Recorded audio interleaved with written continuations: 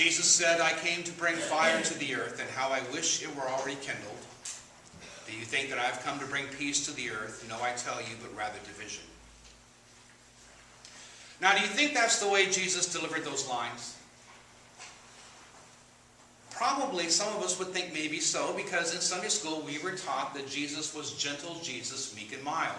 And if that's true, that's probably exactly how he would say it. Sometimes I think that we've domesticated Jesus so much that we've made Jesus into such a perfect gentleman that we miss his message once in a while. We want a civilized Jesus, so we've tamed him down a bit. Now keep in mind, this is the same Jesus who was always telling off the Pharisees and Sadducees, and it is the same Jesus who turned over the tables of the money changers and then took a whip and drove everyone out. Regardless of what we want, or what we were taught in Sunday school, sometimes the Jesus we encounter in the Gospels is neither gentle nor meek. Here's how I think today's Gospel passage is more accurately read. I came to bring fire to the earth, and how I wish it were already kindled. Do you think that I've come to bring peace to the earth? No, I tell you, but division.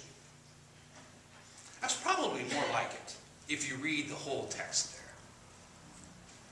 It's not as pleasant of a message, but I think it's one that we all need to hear.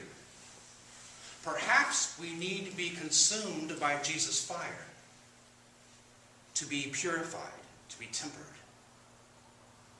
Burning with that kind of passion is going to hurt, and it will bring with it confrontations and divisions. Yes, it will bring with it confrontations. Sometimes confrontation is necessary for two people or even two groups to communicate. It's the only way they can communicate with each other. And sometimes these confrontations will cause temporary divisions. But the alternative to having that confrontation is to attempt to avoid conflict at every turn, thinking that keeping the peace and avoiding conflict is the Christian thing to do. But peace at any price is never true peace. Appeasement is not the solution when it comes to conflict. We must boldly stand for what is good and resolve the conflict, not avoid it. Yes, I know, being nice can be a virtue, but it can also be a vice if we use it as an excuse to take the path of least resistance. Jesus could indeed be gentle, but he could also be tough if the situation called for it. We have confrontations all the time in lots of different settings. Let me give you an example by talking about something that I've talked to you about before, but it's an interesting and important idea, I think, so it's worth repeating. Often when we have ethical arguments, be they political, scientific, whatever, but when we have ethical arguments, usually there are two groups. I'm really going to simplify this. If we were going to talk about ethical ideas, we might be here till dinner time, so I'm not going to do all of that. But two groups that we can easily identify would be the tension between the deontologists and the consequentialists. Okay, who are these folks? Deontologists. These are the folks that say that there is some rule, that some things are always good and some things are always bad, period. And we follow those rules. So it's action-based. The consequentialists would say, no, those rules don't always work. The good is found in the greatest good for the greatest number of people in any given situation. So one group is saying actions are absolutely good or bad. The other group is saying, no, we look at the consequences of the actions to decide if it's good or bad. Okay, so there's the tension. And you can see these arguments going on and on. They've been going on most of my life. If you want to know, the classic example of this is to imagine that you're a captain of a ship in the North Atlantic during the winter, and the ship is going down. You're in a lifeboat, and the lifeboat is overcrowded, people hanging on to the side, and the lifeboat is going to sink unless you do something. And as the captain, you have to make the decision. Well, that's going to be a problem for the deontologists, because killing people, throwing people over the side, is always going to be wrong in every situation. The consequentialists, on the other hand, would say, no, the greater good is to save most of the people unless some other people die. But then the consequentialist has to figure out some premise by which they can decide who lives and who dies. That's going to be a big problem, too. So there's no good solution, but you can see that kind of tension. You can see what this kind of tension is all about. The problem is that usually when a deontologist and a consequentialist are arguing with each other, they can't hear each other, and they think the other person is absolutely evil for doing ethics that way. Okay, they totally miss each other within their argument. They have no idea what the other person is saying. That's what often happens. Never mind that both ways of doing ethics can be supported by the Christian scriptures, our tradition, and our reason. Doesn't matter, because they usually can't hear each other in the midst of such confrontations. So does that mean that those confrontations are not worthwhile? I don't think so. I think such passionate exchanges are sometimes a very important type of communication. That's simply how some people communicate. I've told you before the story of my stepmother, who was from Greece. She had 9 brothers and sisters, and they all married other Greeks. So there were 20 adult Greeks. Except for my father and I. My father and I were the 2 non-Greek. And what they liked to do was get together at Uncle Cosmo's house. He had a huge butcher block table in the kitchen. So they would get together at lunchtime and sit around and eat white cheese and drink wine and yell at each other. Scream bloody murder at each other. They would argue about everything and anything.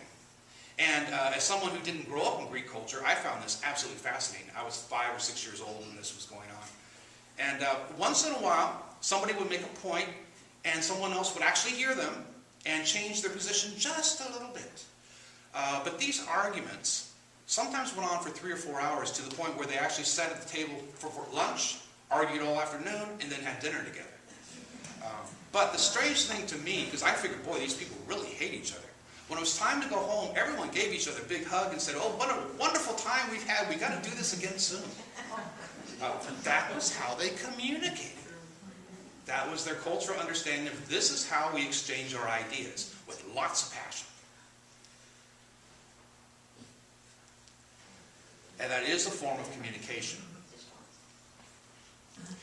In our culture, this deontology versus consequentialism debate seems to have gone on for a really long time. Like I said, some of these issues we've been debating my entire lifetime. Neither side's really listening to each other. So what's happened is a bunch of folks have just tuned out. They figured that neither one of them really know what they're talking about. So in that void, when there's no ethical principle, a very subtle one has kind of replaced it. And you see it in culture all the time. You even see it in the church. And what I'm going to suggest is what has replaced it is something called hedonism. The idea that what is good is what's best for me. You don't have to look too far to find this kind of thing in our culture. Folks might not publicly proclaim it. No one ever goes around saying, well, I'm a hedonist. Okay, but by their actions, you can see that's really the ethical principle they're using.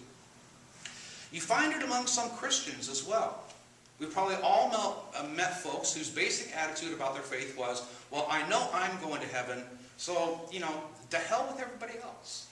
I've got my ticket.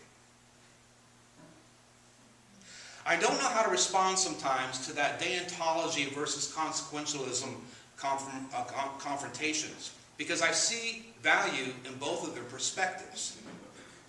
And to some degree, I'm glad those passionate debates continue. Yes, they can cause divisions. Yes, they seem to consume our public discourse like a fire sometimes. But I still think those are important conversations. However, when it comes to this new breed of hedonists, I think we have a responsibility to stand up against that kind of behavior. Making individual salvation the primary point of Christianity is to twist our faith into some kind of Darwinian survival of the fittest hybrid. I don't think that's what Jesus had in mind. So, to sum up, to quote the infamous Blues Brothers, we are on a mission from God. We are to be conduits of God's grace. Yes, of course. But I think it is a mistake when we translate that into a command that we have to always be nice. We are called to transform the world for Christ. And such a radical transformation will require the occasional confrontation. Let us not shrink from our calling to bring light into the dark places of this world. And let us boldly proclaim the good news that the kingdom of God is at hand.